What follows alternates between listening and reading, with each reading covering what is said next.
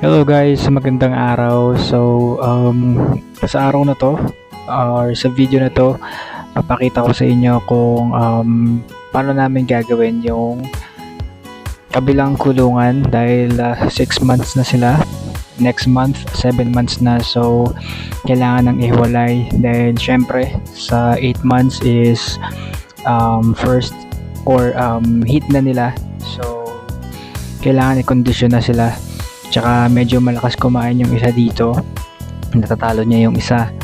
Kaya ang gagawin natin dito is pagka separate natin yung isa sa kanila, magbabawas tayo ng feeds or pakain dun sa isa, and again patatabain natin din ng konti yung isa na medyo naiwan sa weight.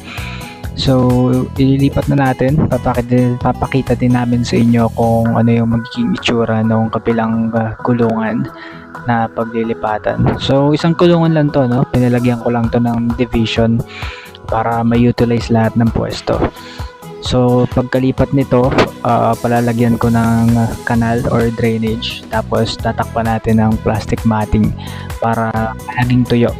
Preparation na rin na pag nanganak sila, isa na lang yung magiging drainage para hindi masyadong basa dahil alam nyo naman medyo delikado talaga pagka may biik tapos laging basa yung flooring, magiging prone sila sa pagdudumi or diarrhea.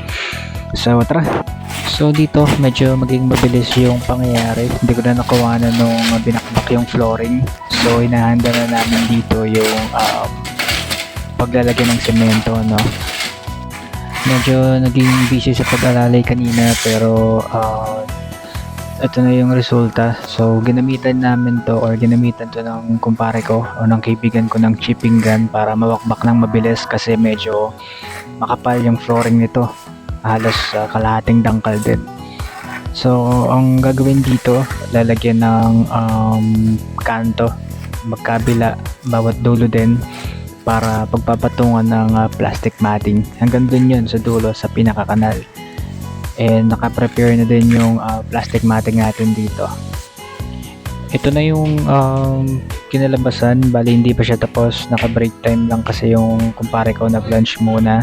So actually maganda yung pagkakakanto nito eh. Ito lang yung nakuhanan ko dahil hindi ko na nakuhanan kanina. Na kailangan kasing alalayan. Mahirap pagsabayin yung video tsaka pag-alalay sa kanya. Kaya ayun, ito na nga, na-separate na namin yung isang saw. Ito yung kailangan itaya dahil medyo lipas yung kain na, parang hindi ko medyo nag-overweight, no?